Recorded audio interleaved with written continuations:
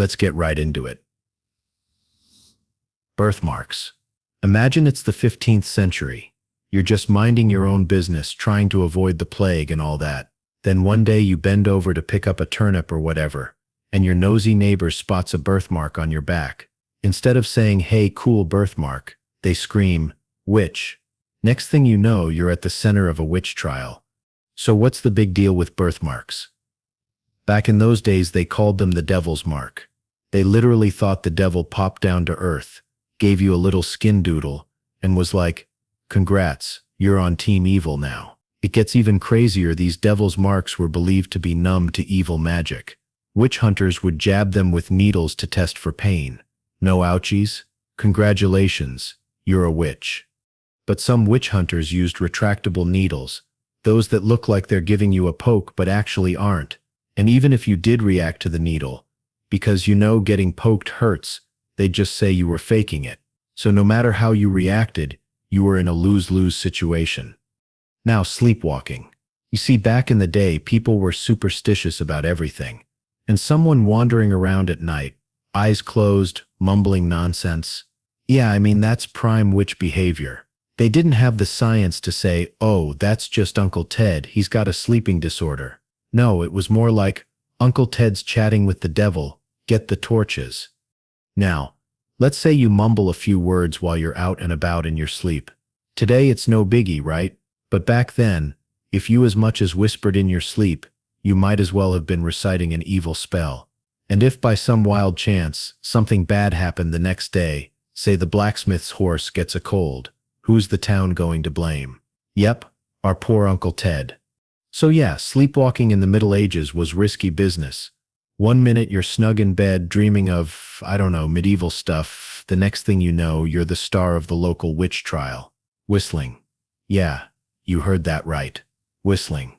In some areas, specific tunes were thought to hold particular power. Like there was this one jingle that, if whistled, could supposedly summon a wind strong enough to turn your neighbor's roof into a medieval frisbee.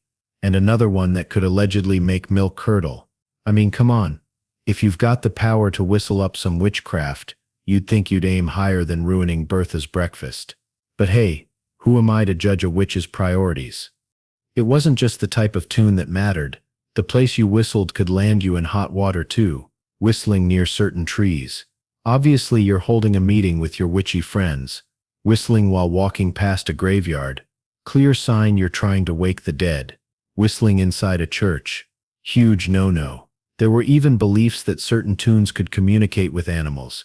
Imagine minding your own business, whistling and humming, and suddenly a cow looks your way. Next thing you know, you're being dragged to the town square, because Bessie the cow seemed a bit too interested in your whistling. You were left-handed. You see, since most people are right-handed, left-handedness has always been a bit of an odd thing. But during the Middle Ages, they thought the devil himself was a lefty, so naturally, if you were left-handed, people thought you were a witch. It gets weirder. If you were left-handed, your word meant nothing in court. Literally, you could be telling the truth, the whole truth, and nothing but the truth, and they'd be like, "Nah, that's the devil talking." So if you're a lefty watching this, just be glad you're living in the 21st century. The worst you've got to deal with is a smudged hand after writing. Yawning. So when you yawn, you open your mouth wide, right? People in the Middle Ages believed that when your mouth was wide open during a yawn, it was like rolling out the red carpet for demons. Yep, you heard that right, demons. The idea was that yawning could let your soul slip out, and if your soul steps out, guess what can step in? Demons. There's actually some wild history behind this. During the bubonic plague, people were dropping like flies, and one of the main symptoms, you guessed it, excessive yawning. So naturally, folks back then connected the dots in the most medieval way possible. They figured yawning was the Grim Reaper's way of snatching souls. Now, if you didn't want to become demon real estate, there was a simple solution. Every time you yawned, you had to make the sign of the cross over your mouth. It was like a spiritual padlock. Not doing this was basically like leaving your front door open. And babies? Oh, they weren't off the hook. When a baby yawned and was too young to do the whole cross-signing thing on their own, an adult had to step in and do it for them. Here sits where it ties into the whole witchcraft thing. Yawning without quickly throwing up the cross sign was seen as a big red flag. It was like, hey, either you're already on Team Demon or you just really don't care about letting these demon spirits hitch a ride. Owning cats. Cats, especially black ones, were a medieval red flag. Why? Well, they're nocturnal, a bit mysterious, and let's be real, they sometimes look at you like they're planning to unalive you. So when your neighbor Martha sees you with your cats, she's not thinking, what a lovely bunch of kitties. No, Martha's running to the local priest, talking about how you're raising an army of devil's pets. Next thing you know, you're standing in front of an angry mob, trying to explain that Mr. Paw just likes to chase mice, not souls. The irony was, cats were actually great for pest control. They kept the rat population down, which, if you paid attention in history class, meant less risk of spreading the good old bubonic plague. But hey, who needs logic when you've got superstition, right? So there you are, trying to explain how Mr. Paw is more interested in sunbathing than in serving the Dark Lord. But does the mob care? Nope. In their minds, every purr is a secret spell, and every meow is a secret message to the underworld.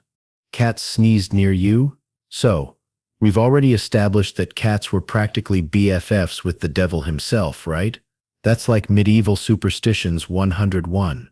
If a cat sneezed near you, people believed the cat was having a chit-chat with you. Now, let's connect the dots here.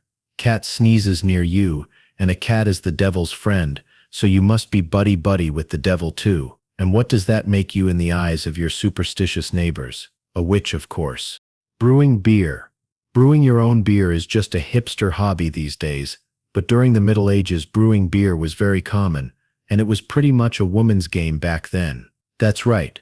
Before the days of bearded guys in flannel shirts, it was the medieval ladies who were brewing beer.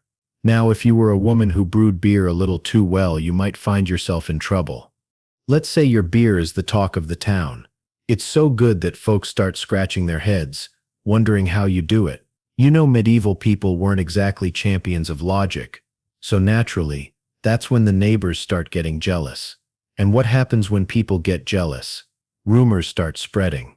Before you know it, there are rumors about you chanting spells over the brewing pot. See you, obviously, that's the only way beer can taste so good, right? Now, let's break down this medieval brewery setup.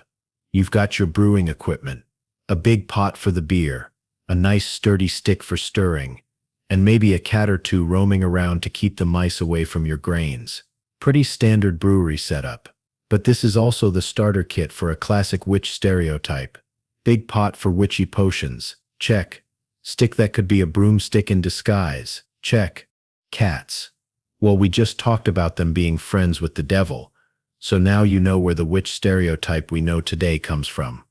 Being too good at making cheese? Picture this.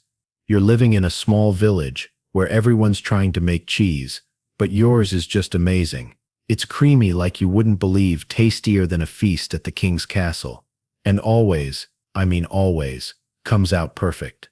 Now your neighbor Dave? His cheese is a disaster. It's like he's trying to invent a new type of rubber. And let's not even start with Old Betty's cheese.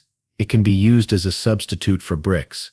But there you are with your perfect cheese, every single time. People start to wonder, how is it that only your cheese is so good? What's their secret? In those times, folks didn't know much about how bacteria and temperature played a big role in cheese quality.